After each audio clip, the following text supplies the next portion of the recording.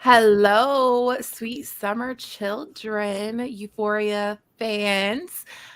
We are here to do the after show of Euphoria. If you've missed the first two episodes, they are on Ara's channel. Um, every That's at Monday, I Zebra. yeah, I Eat Zebra. It's her channel. And every Monday, we gather around to talk Euphoria. We do it on Monday and not Sunday. Like when we did American Horror Story, we did it right after the episode. But for Euphoria, the UK doesn't get it until the next day. So we do it on Mondays. And I will introduce my co host today. And we have Ara. Ara, would you like to say your Hey, sup piece? guys? We're here for episode 3. It's been a fun ride. You can check out episodes 1 and 2 on my channel. Also, if you guys are fans of our podcast, Preposterous AF, I am happy to announce we are back from hiatus. Next Monday, we'll be back with the first episode for 2022. So, check that out on all podcast platforms. You can go and binge listen to the previous, I believe we have like 11 episodes out. So, check those out. Also, have a fun Yellow Jackets project in the works for you guys. So, be on the lookout for that. Yeah. And we also have Chloe. Chloe, would you like to introduce yourself? Hello. Thanks for having me on, ladies. I'm so excited to be auditioning for Oklahoma today. I'm just kidding. I'm not doing that. But no, I'm Chloe. I've been hanging out here. I've just been slumming it here. They've been letting me on with them. I am from Girls Gone Canon podcast, where we cover A Song of Ice and Fire, POV by POV character, chapter by chapter, and also His Dark Materials, chapter by chapter, and the His Dark Materials TV adaptation. So if you're getting excited for the final season this autumn, come take a listen and get caught up. But yeah, I'm so excited to be back because I'm a huge Euphoria fan. Holy crap, what an episode. I almost liked Cal Jacobs, almost. Yeah. Almost. I was close. Almost. Almost. I agree with David Targaryen. He says anyone else just adore Faye, and I do. I love Like, her. when she did that thing, she after they completely fucked Cal Jacobs up, and she just leaned over and was like, "So, do you and your son like?" I was like, "Oh my god, this bitch! I love her." Okay, so I know you guys have seen the memes. She so reminds me of a cross between Francine from American Dad, so the wife, and Lola Ugfuglio Scumpy from Big Mouth. So whenever I see her, I just imagine those two plus Faye, and it's like the perfect little family, and I love it. Why so curious? I came to talk shit about Rue. I'm gonna talk shit about Rue too, because I'm really irritated. I'm really irritated with her. The winds are sweeping down the plains. So before we get into like breaking down the episode and going through the outline and everything, what would you say was the highlight of the episode for you? And we'll just go around. I feel like I'm so obvious because they're always my highlights. But Ashtray, Fez, Faye, Cal scene. Yeah. Just the interaction between Cal and Fez, just everything about that scene is just great. Him confessing his sins, them being genuinely confused by it. Yeah. Ashtray being Ashtray, it's perfect. Yeah. Chloe? Well, definitely Ashtray, obviously. That's a highlight. The Cal scenes were at the front were amazingly shot. Because it's Euphoria, I was on my guard, emotionally speaking, the entire episode, sitting on the couch, pillows underneath me, kind of like, what's going to happen? And I was so worried that the very beautiful scene of them with the In Excess song in the bar was going to get broken up somehow violently, just because I figure, Sam Levinson, as we discussed last week, thin ice, buddy, and thin ice. And I just figured I can't have happy things. But it was just really beautiful. It was nice just seeing two dudes being bros, Yeah. Two guys in a hot tub chilling. Yeah, I like that. I like both of those that you guys mentioned, but I'm not gonna lie, like when Cassie was like dressed like the Oklahoma I and was hoping this was gonna be yours. she was like, I fuck Nate Jacobs, I'm in love with him and he's in love with me. And I was like, wait a minute. And then Rue was like, but she didn't say that.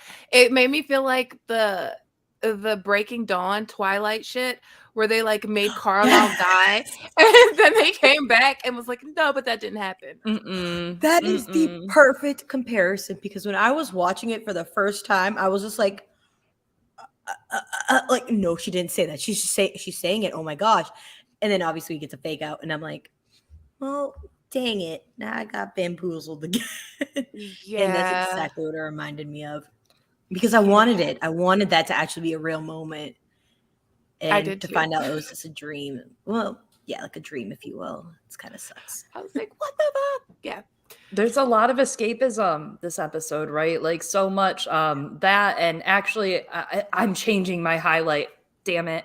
My highlight is Lexi like escaping her childhood and being a secondary character and having the movie in her mind, and the straight up like reality TV stares into the camera like she's on The Office crap going on. That was amazing. And her outfits were litty this episode.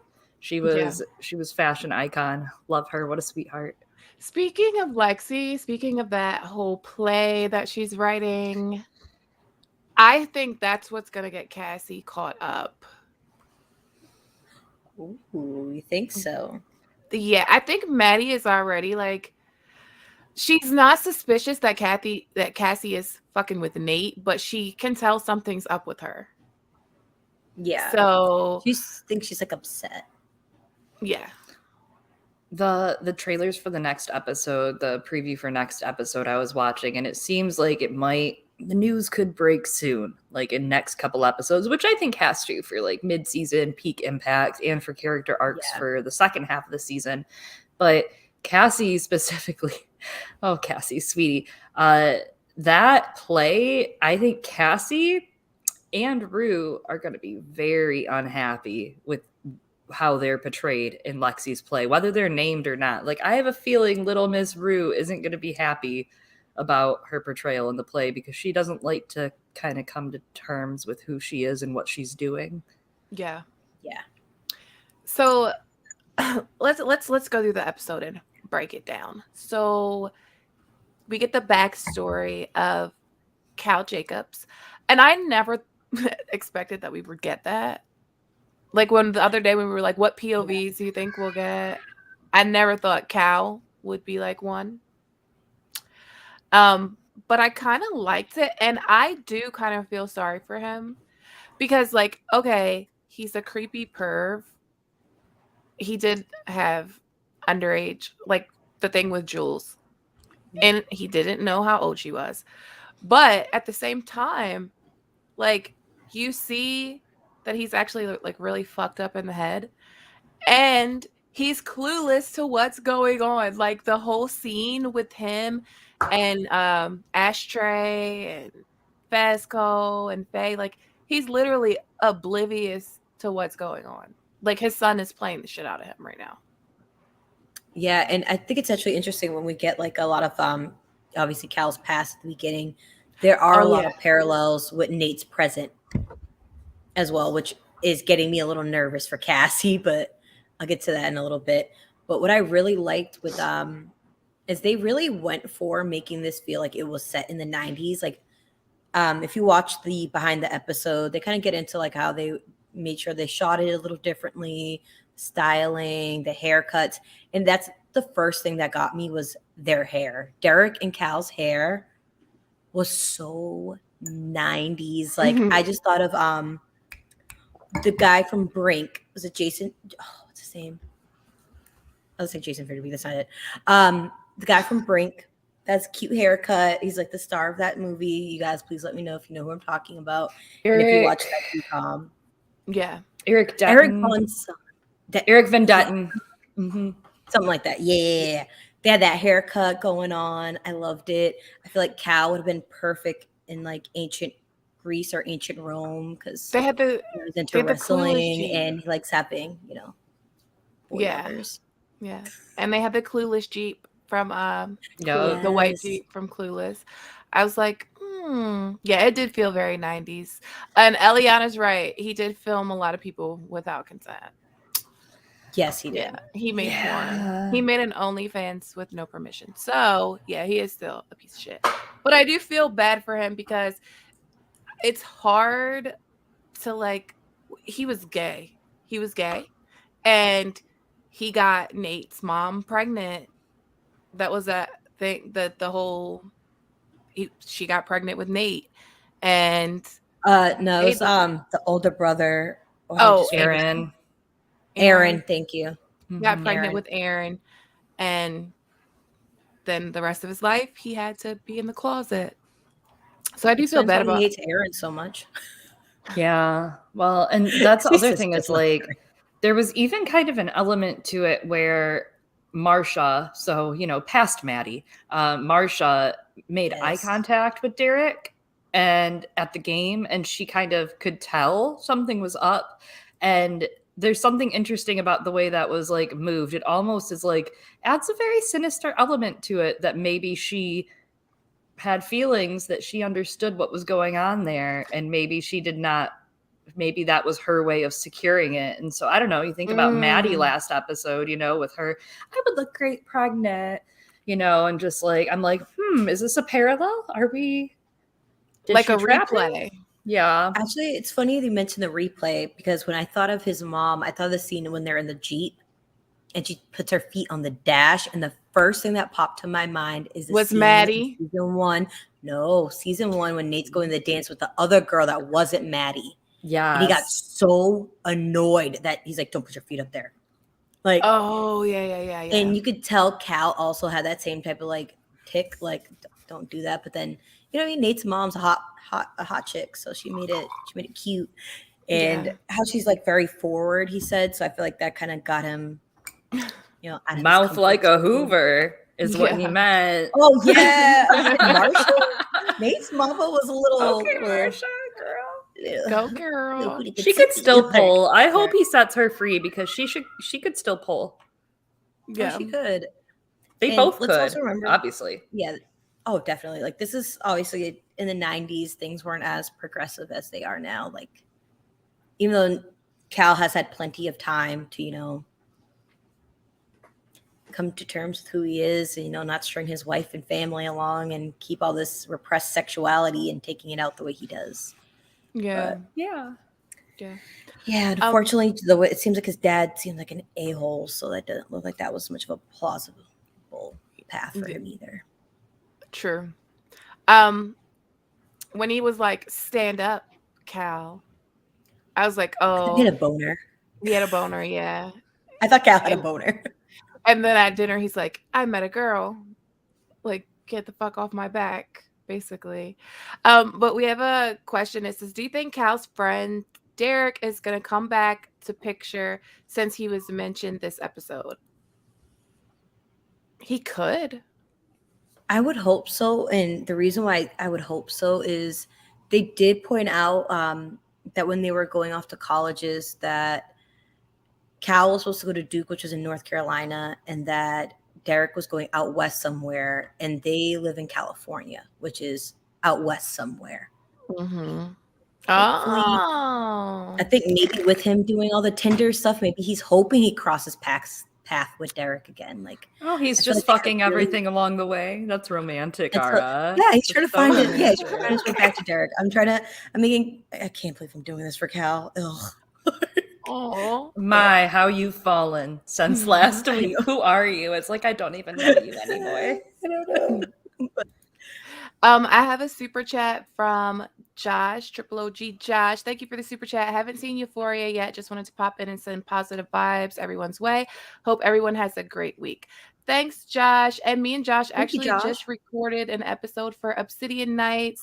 We recorded Cat 1 of A Clash of Kings. So look out for that on all podcast players everywhere. Awesome. Yeah. Quick little shout out to you. I just want to give you a quick little congratulations in front of everybody for finishing and completing the whole first book of Game of Thrones. Like, Thank you. And Michelle Amazing. gets me claps, claps, claps, claps, claps. Thank But you so much. Thank you so much. oh wait, I appreciate it. actually, I wanted to bring up something real quick while we're talking about Al and the scene at the bar when they're having their little sing along to NXS's. Oh my gosh, Never Tear Us Apart. Yep. Never Tear Us. What a good choice for a song. Never Tear Us Apart. The lyrics are like exact, absolutely exact. They are heart-wrenching, and like, so it's definitely a gay bar, like, is the other thing. And if you blink, you miss it. And I say that because I blinked at first and I had to rewatch the scene, but you like zoom out and you just see a couple kind of being intimate dancing, and you see all the older gays at the bar like looking at them like, and that's why they don't get carded. And I was like, wow, that's amazing. It was interesting, even the little things being played in their relationship, right? That like Derek obviously kind of knew what he wanted.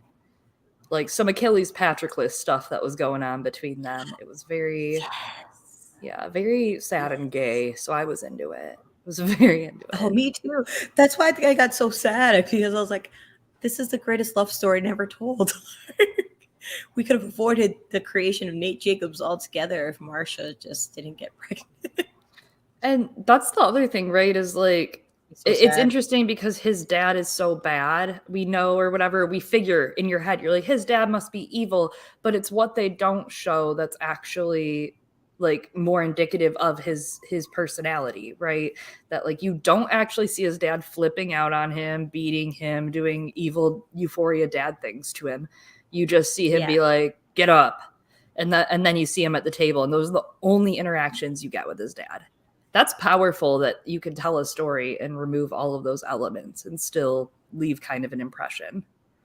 Yeah. And then like that shot that we get of Cal, like before it transitions, of him just like after he gets the news that she's pregnant, and he's like crying, like sobbing in the fetal position. It's just, it's sad. I'll give Sam his credit here. He did what he wanted to do, which was to kind of let us like get an idea of why Cal is the way Cal is.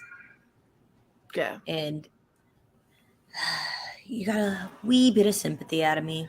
A wee bit. I think season 1, it's kind of supposed to be like Cal is the big bad. And now it's like season 2, it's supposed to be like Nate is worse than Cal. Like, I feel like that's what they were trying to do. Nate is the worst out of the two. Honestly, I feel like that's kind of just been like when you go back and watch season 1 after seeing these episodes, it seems to be like Nate's always been this like really bad like character. Yeah. Well, there was that really intense placement of She Sells Sanctuary by the Cult when Marcia grips his hip while she goes, busts down on him with that pussy, and then he comes inside her. She sells sanctuary, being sanctuary from, like oppression for being gay, a little on the nose, right? I'm like, oh, I see why you put this song here, because like she sells sanctuary, and there's kind of like all that tension between what does Nate actually want and what makes him happy, which he doesn't know because he's fucking 17 years old.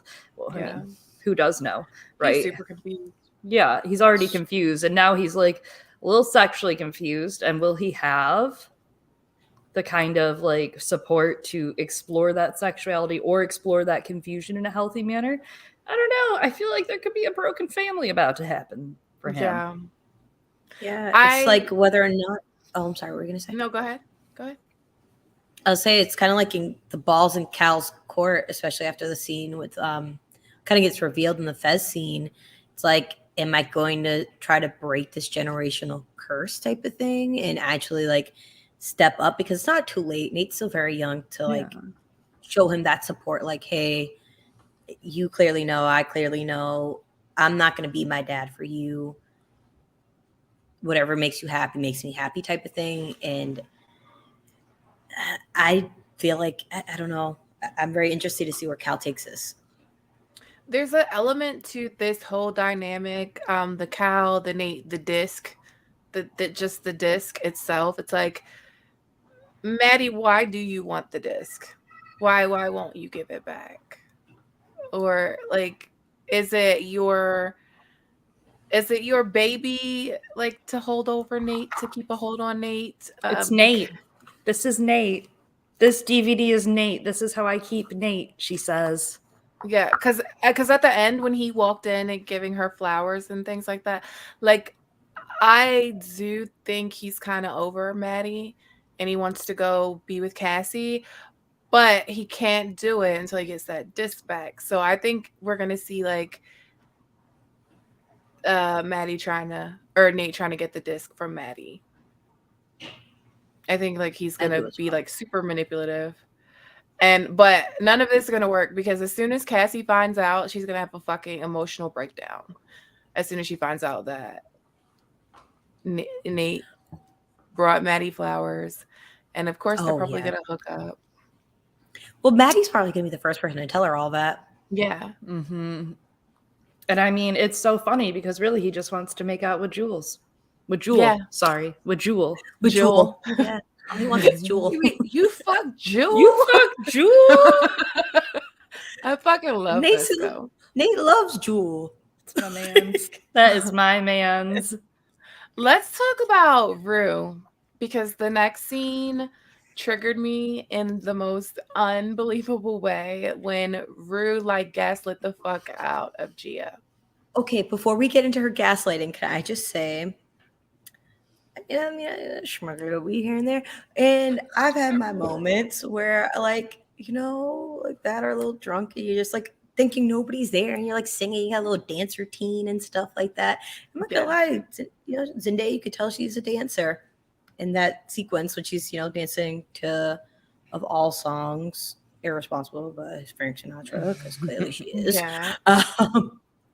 But just watching her dancing and stuff like that, I felt her, because I'm like, dance like nobody's watching, and unfortunately your sister was watching. Yeah.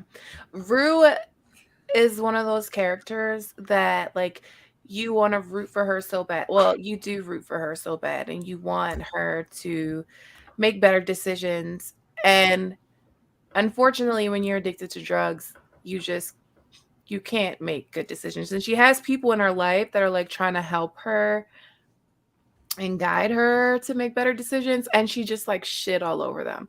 Like with Gia, the whole fight between them, that was rough.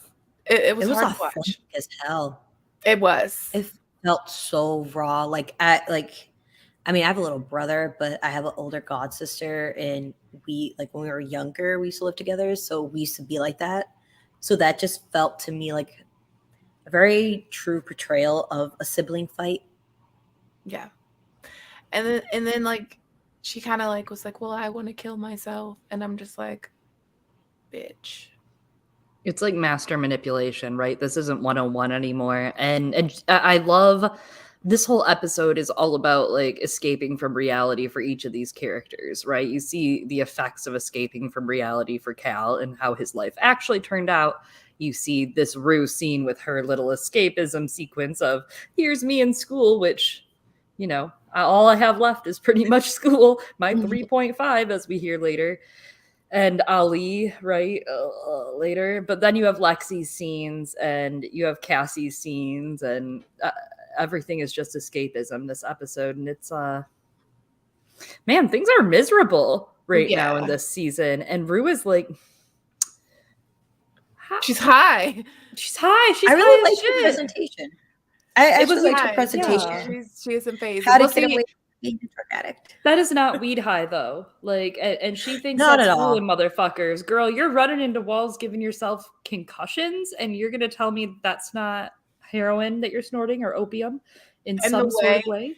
The way that she's like, oh, I just smoked a little weed. Oh, I just smoked a little weed and forgot to tell you. Oh yeah, I smoked a little weed. And I'm just like, bitch. But honestly, like, if you go from doing like any kind of drugs, like, I know people are like, oh, pro weed, da da da da, but if you are on hard drugs like RUE, like I felt Gia when she was like, when you do drugs, it's not like when other people do drugs. Because for Rue, it would definitely be a gateway. It would be a gateway into her doing more fucking drugs because she's a drug addict. And when she, like, we saw that she knows all the fucking recipes. When I take too much of this, I just need to take a little Adderall. Like, no, she should not be, no, she shouldn't be using anything. Rouge she's shouldn't be good in using chemistry. anything. And I feel like Lisa she'd be really good in chemistry. yeah, right. Breaking Bad style. Really just Lisa Well, Rodriguez in the chat just said, like, she's doing the drugs she's supposed to sell. So yes, Rue going to become a drug dealer, as we all kind of figured would happen. And the first thing she does is break rule number 1. You don't eat Get high on / your smoke own / supply. snort. Get high on your, yeah, you don't do that. That's breaking the rules. You've already lost. It's over. That $10,000 is gone. It's gone. That's Yeah. why we're jumping a little forward here, but I love when Fez told her, like, when she's like, I have a brilliant idea. You fry me 5, you know. He's like, no, it's Yeah, a stupid absolutely idea. not. I didn't like Say how hell the for the idea no. started. Yeah, and then Yeah. Elliot kind of like backs her up, like, yeah, it's a great idea. But of course he thinks it's a great idea because then he gets free drugs out of this too. So obviously he thinks it's a good idea. And And I just Laurie think, thinks it's a good idea. Yeah, it's a 'cause on discount for paper- her. and it sounds like a good idea if you're dealing with somebody that's not a drug addict. Like, Right. this girl's an addict. This is not a good idea. This is a horrible. I wouldn't idea. let a drug addict like borrow $100 from me. Not let alone 10K. No. I watch New Jack City. I saw what happened with Pookie. Oh yeah, you can't put them in Pookie. that kind of pressure. And he didn't even want to do it. It just happened. They put him in they put a crackhead in a crack house. I don't know what they thought was gonna happen. Well, and that's like the hard part, right? That Lori obviously does $10,000 is nothing to her empire right now. And she figures that if Rue fails, she still gets her money back, maybe some more if she does the right angle when she sells her ass off and traffics her off. Yeah. I mean, that's like someone will break her kneecaps one way or another for Lori, and Lori has power. And I think that like Rue's little in the backseat of the car excitement over girl bosses that sell drugs, I think that sparkly atmosphere and excitement might fade a little bit for her. We've already seen from Fezco what the actual reality is when you're dealing. What does Rue think's going to happen?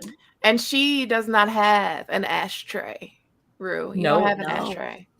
Gia is not going to pop out and pistol whip Cal. She's going to pistol whip her. She's going to pop out and pistol whip Rue's ass. You don't have an ashtray. But one of the scenes with Rue that I want to talk about that really, really hurt me. I can't remember his name, but her sponsor.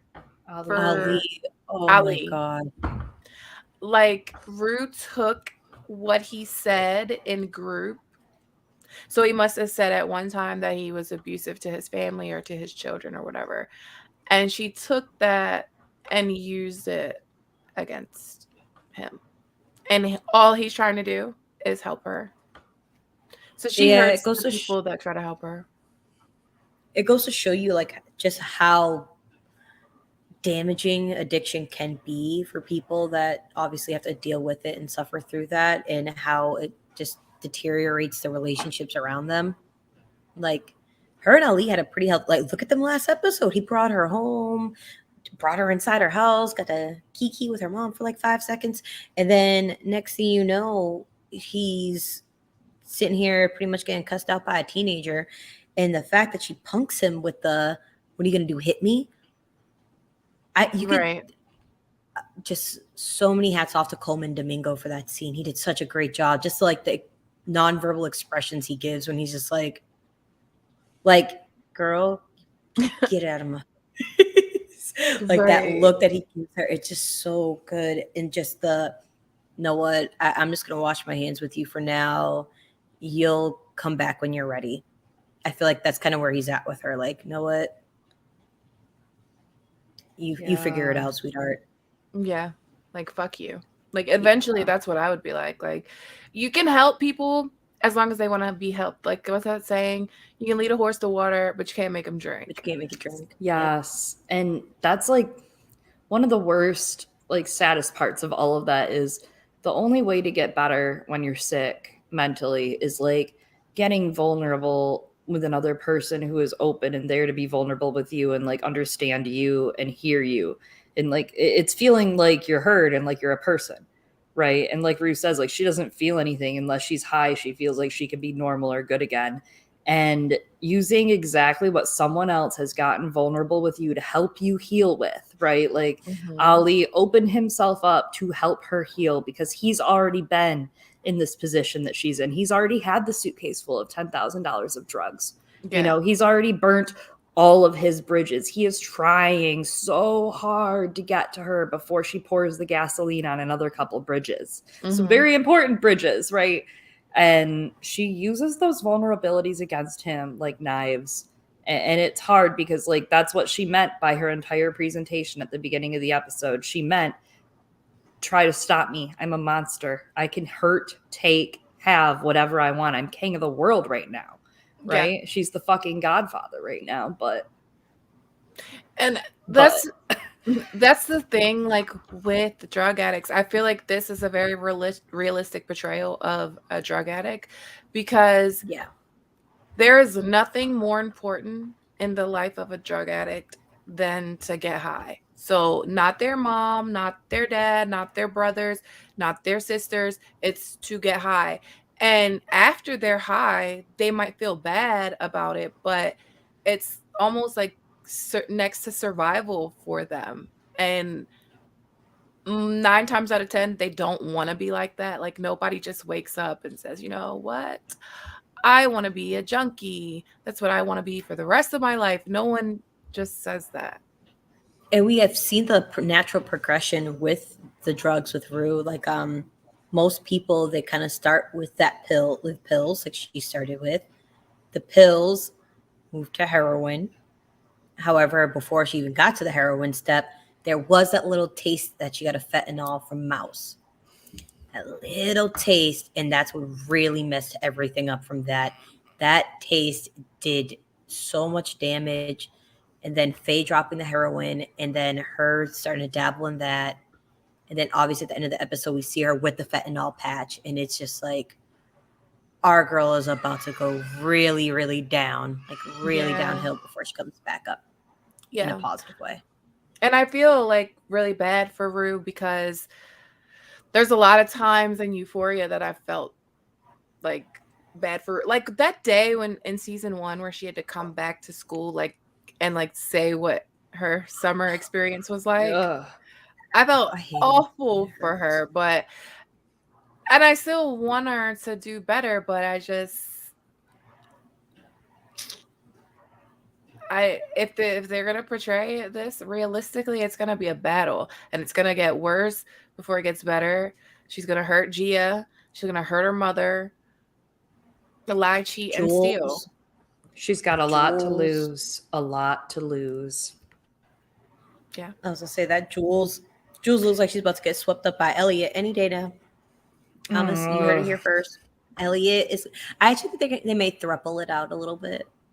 I'm just pitching thruples. So I love that for them.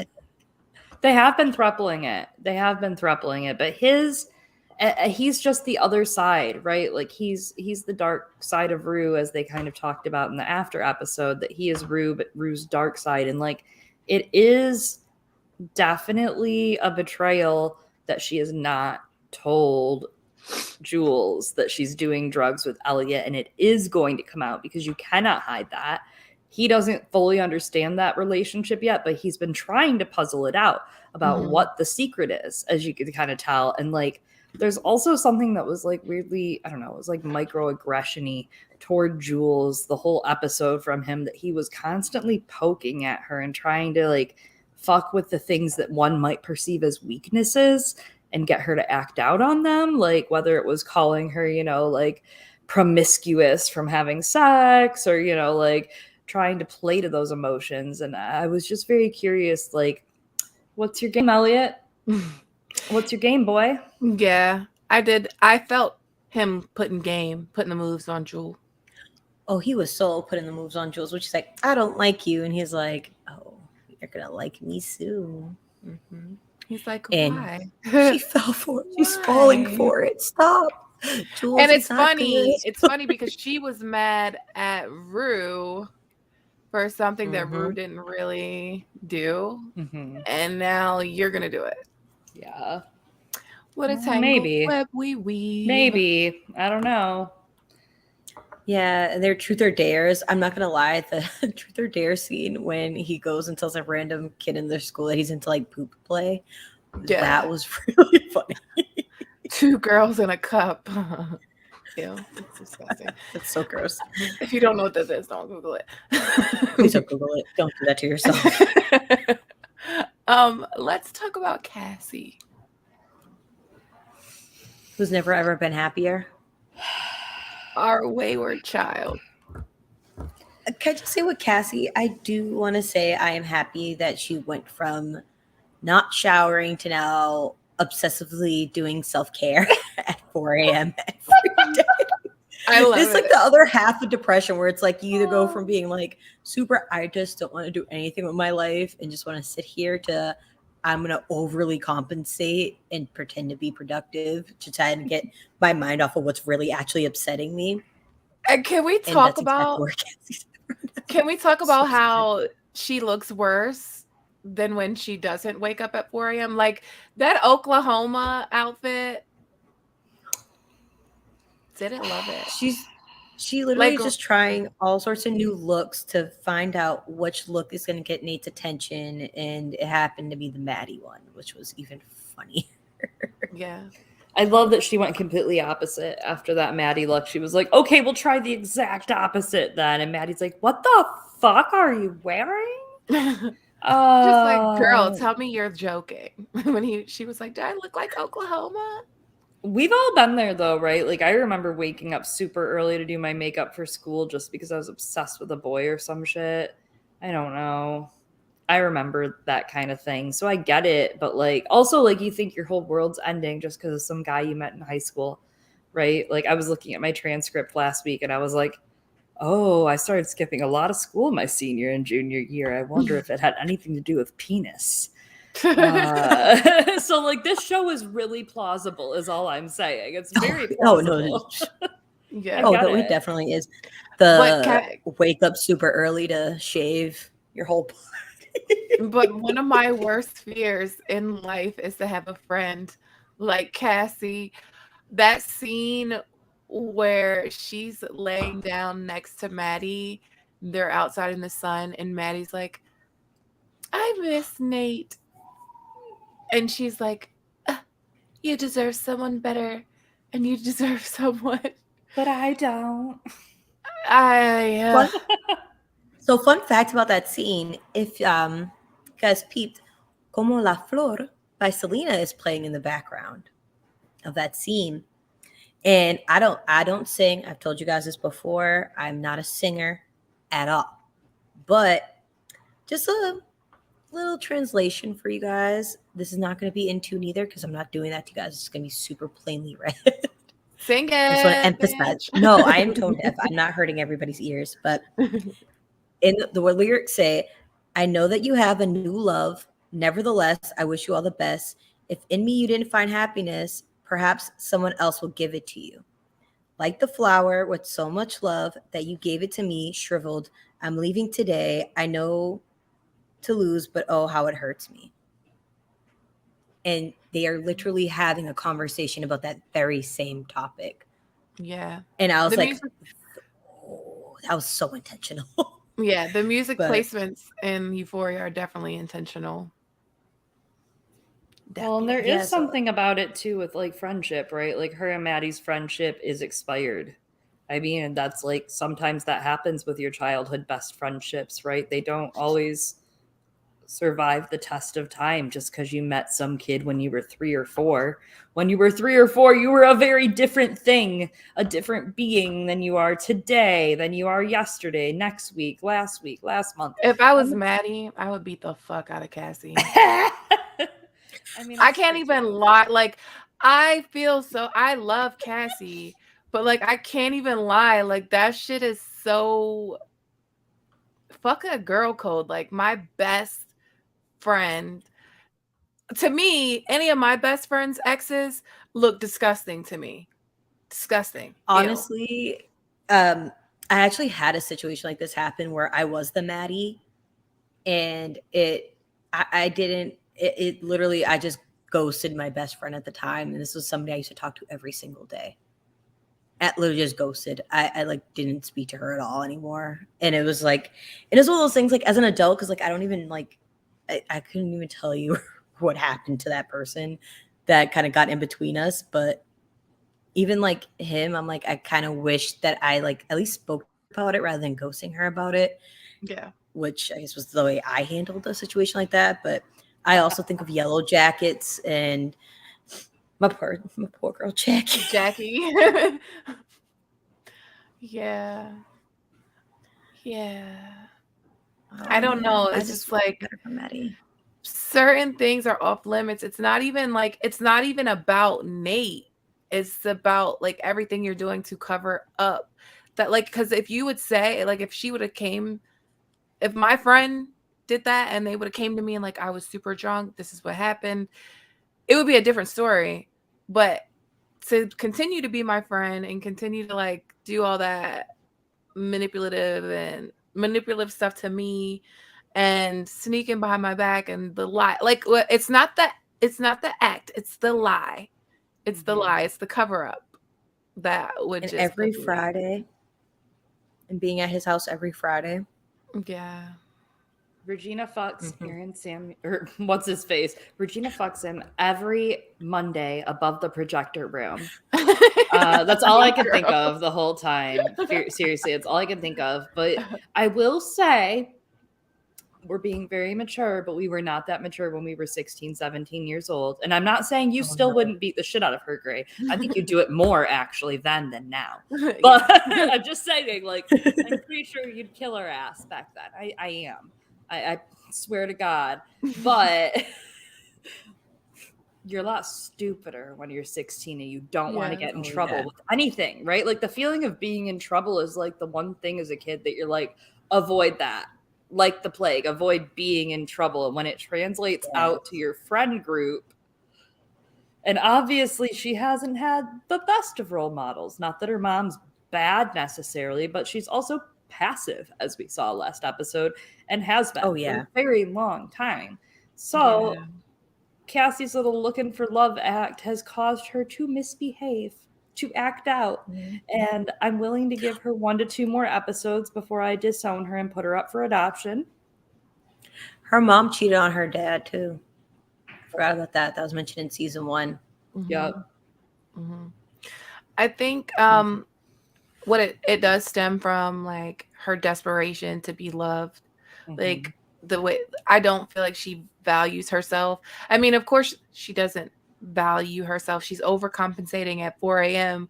to do these rituals, but to like overcompensate. But she's been through a lot. Like dudes just treat her like shit and just doormat her. And I feel like she feels like Nate is different, but I don't know why she would feel like that. Yeah, especially I thought was interesting is the scene when they're in the house and they're like being intimate, if you will. And he's like choking her, and she's like, "Oh, I know your secret." And he's like, "Oh, you're so dirty." And I'm like, are we talking about the secret, like of him having like the penises on his phone secret, or are we just role playing here? She said, Like, "I love being your secret." Yeah. oh, it was your secret? I thought, okay. And I Yeah. can't That tell makes a sense. soul or something. She's trying to keep it fresh. You know, she's trying Yeah. to like just reach out with the very last lengths that she has left and like, please stay. Don't leave me like every man in my life does. Mm-hmm. You know, Yeah. She'd do all the extras. She'd do all the extras Nate wanted her to do. a They la kind of carte remind me of style. Yeah. they kind of remind me of Nate's parents a little bit. Mm. A lot of parallels to Nate's parents, because like even Nate's mom, like you can hear her and Cal like, dang, I wish I could go back to high school, because her and Cal used to be a little little horny little teenage kids, Yeah. which is why Aaron arrived when Aaron arrived. But yeah, and that was funny because it looked like Cal was like, "Yeah, I want to go back to high school so I could be with Derek, not you." That's what Yeah. Like, if you only knew, bitch.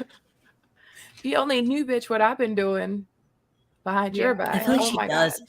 A part of me feels like she does. You think she knows? The Part way, of me does. this is not this episode, but the way she was just like, when Nate got fucked up, she was kind of just like, meh. Like, he got fucked up. He is an asshole, though, she said. You know, she's like, eh. Yeah. It's got a We hard have time 2 believing other it. ones. Right. Thanks, John Lang, for the super chat. For Cassie, Shea moisturizer. That and some coconut oil for sure. Get my girl. Oh my Lubricated. gosh. Get rid of that. Cassie laying her edges was the funniest thing I've ever seen. I was like, please don't ever Stop. Erase it from my memory. Ugh. I was like, it just look on Maddie's face where she's like, I fucking love Maddie. oh, but I did like how you did point that out a while ago, Chloe, about the difference in and how they styled the outfits. Yes. And how Maddie's nips were hard as shit, and like Cassie's were just it has like a little very zipper. tight. It's like super small because Yeah. Cassie has the best boob ever. She does. Sydney Sweeney, I'm thankful for your body every day that the Lord put it on Top our earth. tier. Thank you. Yeah, Thank you top for tier. existing, clothed or not. I'll respect it any way I'm receiving it. Same, we appreciate it. We appreciate you. It's Thanks, brought to babe. us. Amen. All of you are gorgeous. Oh, I know what I want to talk about.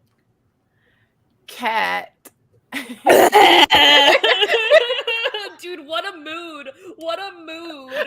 Can I just say, Kat has been like literally, I feel so called out by her every episode lately because I'm like, what are you doing? And she's like, I have no idea. I was like, oh my God, me. I don't know who I am. Like, girl, I feel you. Oh, I feel her because I awkwardly laugh at I'm such an awkward laugher. Every time I'm uncomfortable, I laugh. Yeah. In the same exact way. And then in my head, it's like, I just want to crawl in a hole and die. So like, quick little tangent here. That's just super irrelevant, but I just want to mention it. So long story short, my grandpa had a lot of kids and his kids had a lot of kids. So I don't know a lot of my family, but I met a cousin recently and I slipped into a random English accent the first time we ever talked for no reason at all. And then laughed awkwardly. I was like, oh, which one of those? And I was like, it's in my head. I was like, I'm just going to go die over here real quick. No, So let's see what, but I wish I was joking. But yeah, no, Kat, I just felt her so much. but I felt her because it is a nerve-wracking, like when you're dating somebody and it's serious and the first time you meet their parents, it is nerve-wracking. It is nerve-wracking. And then we already know from the last couple of episodes that she's super fucking depressed and she's going through it. And then to put that on top of it, this is like, she's like, I don't know who I am actually. And I'm like, yes, bitch. Yeah. Yeah, I'm worried, right? Like, she's just out there. She's like on another planet. Ethan's like, I tried out for that play for my future season 3 girlfriend, Lexi. I mean, everyone's Are we pointing killing out. Lexco that fast? Well, I just think maybe Fezco's gonna have to take a little trip He's going to go to to college? a really nice room, which has, you know, Three he's gonna get hots, 3 three square cots. meals. He's gonna get cable TV. I'm worried. They're total Romeo and Juliet. They can't end up together. It's gonna be a learning experience for Lexi, and I think it's gonna end up platonic / you know, tragic. Not tragic, but like he probably gonna get locked up. Probably. Yeah. I could see. I think maybe like Endgame. I could see Ethan and Lexi. Oh my gosh, they could be like her parents, where she's the director, like her dad, and Ethan's the actor, like her mommy. Look at that. Someone said Ethan Aw. should have stood up for her when he knew No, she for was getting in real. trouble. Why didn't he stand up for Kat? She should have did like what BJ. That's I don't know true. if you guys. Do you guys watch? Yes. yes, Absolutely. exactly. I want to romp her with a cummerbund so bad. Oh my Baby, god. I'll buy you one. I'm gonna buy Judy you is one. so Please. crazy. She's like, She's Judy unhinged Gemstone. and I love her so much. She's literally everything to me. She is so personal to me. Judy Gemstone. Amen. If you guys haven't watched The Righteous Gemstones, it comes on Please after do. Euphoria, and it is hilarious. Hopefully Hilarious. we can. I want to cross over, and maybe that church that we see Rue going into is the Gemstones Church. Ooh, they're gonna get baptized by baby Billy. She's gonna be out there like, I'll sit down with Rue, bad girl to bad girl, you know. She's gonna show her how it is. Oh, it might be Kelvin because he's the youth pastor. Actually, Kelvin He's and the Keith. nuts. He's the nuts. Calvin's nuts. We have a question from Mara. Y'all peeped Ethan looking at Lexi when he was auditioning for Oklahoma. I didn't catch that. Mhm. Oh, he I did, watched and that's her. also because she's a cutie pie. Like, first of all, her hair was just like, and she just came in with this boss mentality, and she's like, and she had like Bobby with her, who's like kind of like her like assistant, if you will. She's like, Bobby's like, all right, everybody line up, and just Lexi just walks in like super boss like. Yes. And he seems to like really dominant women, very like Mhm. empowered women. So I think like, you know, the student director for an original work would be somebody he'd be into. Lexi's got that repressed everything going on right now. So she's got some energy that Ethan could be into. Yeah. And he's kind of nerdy in a few facets, obviously. So I think they could have some good energy. Kat and Ethan got to break up, honey. It's time. That's happening. You're 16. You know, you'll find other people. You'll dump them too. I promise. You know, I think she more so doesn't want to hurt him. Yeah, it is a lot of that, right? And she hates herself so much that she's just like, yeah. I feel so But bad for you when you're in situations like that, it hurts worse to be led on. And I don't think she's intentionally leading him on, but I don't know. I think she wants someone to come and bang her like Khal Drogo. I think that's what she likes. I hope she gets that. Hope she gets that too. You know what? I want her, and maybe she can go date Travis or something like that, since Maddie seems to just let him just go to waste. Where is Lil Meech? We want him back. Where is Meech? I'm so sad he hasn't shown back up. Is he gonna be like a 1 or 2 and done? He's got to show back up. Maddie's gotta get with him. There's no way. Something's gonna. I mean, we're still pretty early in the season, so shit's gonna get wild as it continues. And I can tell you, I think something's gonna span out from, of course, the drug dealing. That shit's gonna go horribly wrong. That's gonna so left. Yeah, the play that Lexi's doing, that's gonna go chaos, honey. Chaos, honey. That's gonna be like competing against Oklahoma of Mean Girls. I'm just throwing the pages everywhere. Just Lexi out here, like, interesting. Remember that time you guys ignored me last year? Or last year? Or last year? Or last year? Interesting. Cassie's gonna hate that fucking play. I can tell you that. Cassie, I think Rue's gonna be the biggest fallout, though. I think Rue's gonna like wake the fuck up and be like, "What? Like you? Wait, is that how I really act?"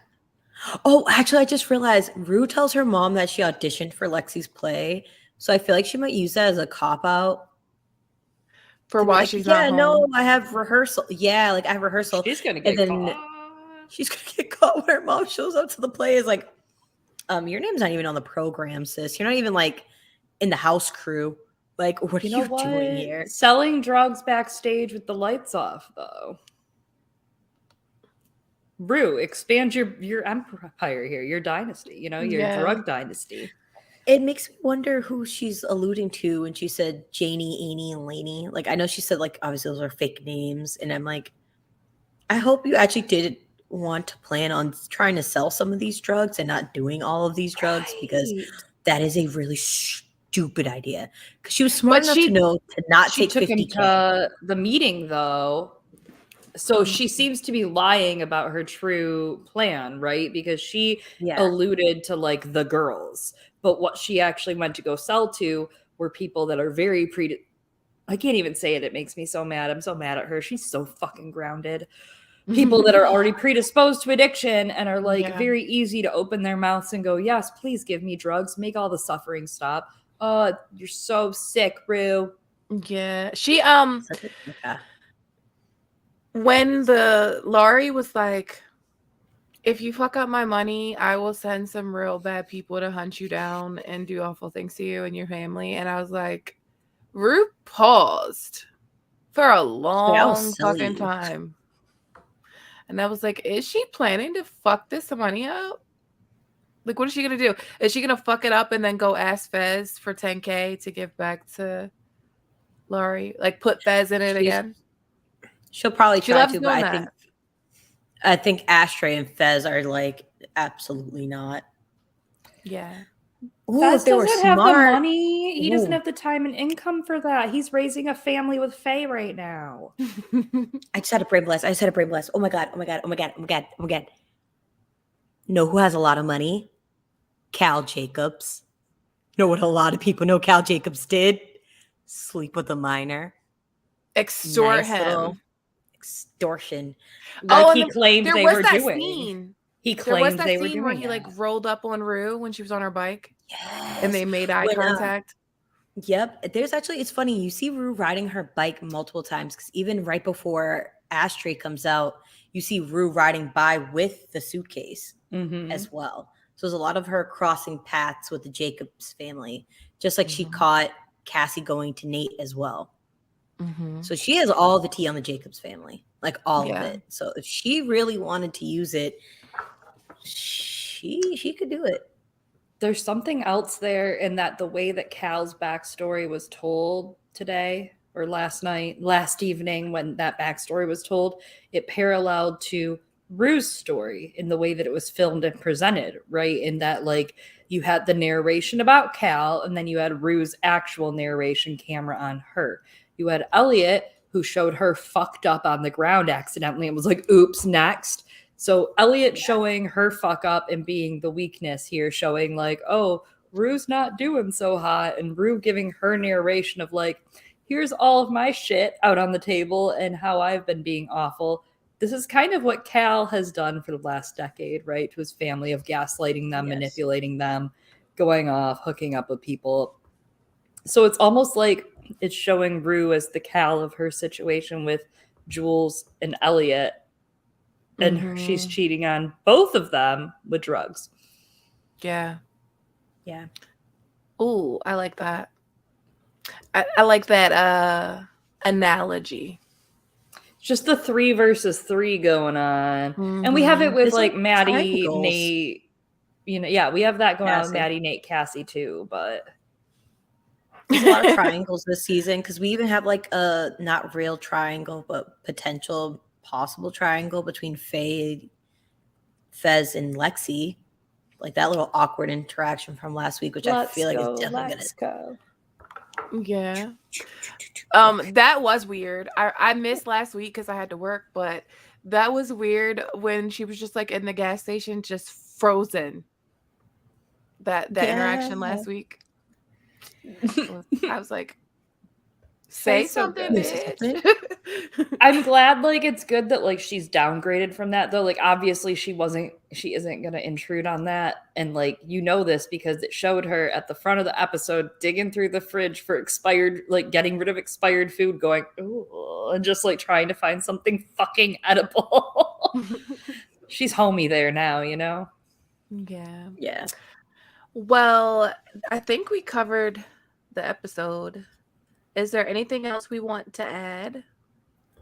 Oh, actually, before I forget to my about outline and make sure I didn't miss anything. I personally think that where I said the parallel between Nate and his daddy, I would not be shocked, and this also could be because I have been consumed with Yellow Jackets lately.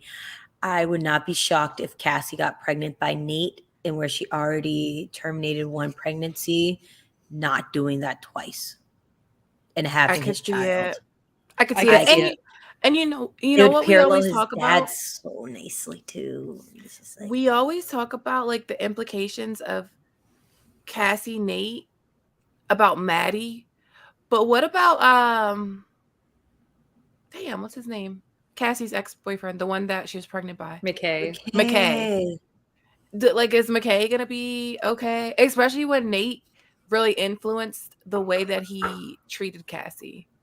Like, Oh, absolutely. Like when they're at the fair and he doesn't even like say like, "Oh, this is my girlfriend." He's just like, this is Cassie." Like it's and then he was just doing all this like slut shaming of Cassie and like the pilot even.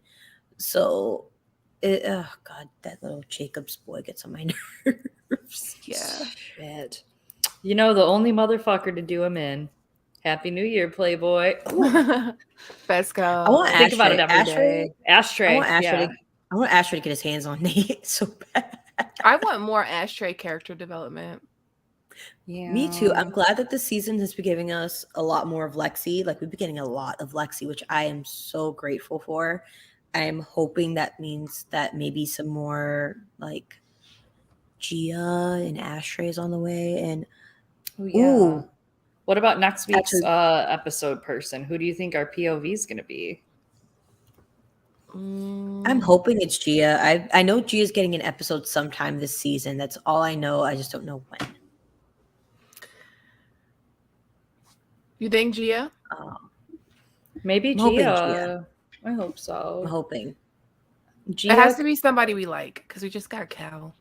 they know that too, I think. Yeah. You know, I really do think they know that. A Gia episode, I think I think there's a Lexi episode this season. I read through some interviews.